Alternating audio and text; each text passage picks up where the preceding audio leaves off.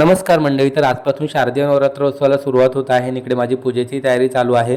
Mummy म्हटली की घट हा घरच्या लक्ष्मीने भरायचा असतो, त्याच्यामुळे पूजेची सगळी तयारी जरी मी केली असली तरी घट मात्र प्रियंकाने भरायला घेतला.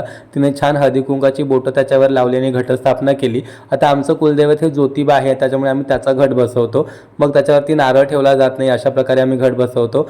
तुमच्याकडे कसं बसवतात मला कमेंट करून नक्की सांगा. मग घरच्या सगळ्या बायकाने म्हणजे अगदी प्रियंका, मम्मी आणि चार्वीने सुद्धा घटामध्ये छान धान्य पेरलं आणि ज्योतिबाचं नामस्मरण करून आम्ही घटाची स्थापना केली. पहिली विड्यांच्या पानाची माळ लावली आणि मग आम्ही खाली गेलो. म्हणजे चाळीतल्याच नवरात्रोत्सवाची पूजेची सगळी जबाबदारी माझ्याकडे असते, त्याच्यामुळे तिकडचा घट मात्र मी बसवला. देवीची साडी चेंज केली कारण आजचा रंग येल्लो होता. पायदेव आमची देवी कशी दिसते येल्लो कलरमध्ये मला कमेंट करून नक्की सांगा. त्याच्यानंतर चार्वीने संध्याकाळी आरतीमध्ये येल्लो कलरचा ड्रेस घालून छान टाळ्या वाजवल्या. दोघांचाही मम्मीचा माझा उपवास असल्यामुळे प्रियंकाने फराळाला खिचडी बनवली होती. अशा प्रकारे खिचडी खाऊन आजचा दिवस संपला. Bye bye.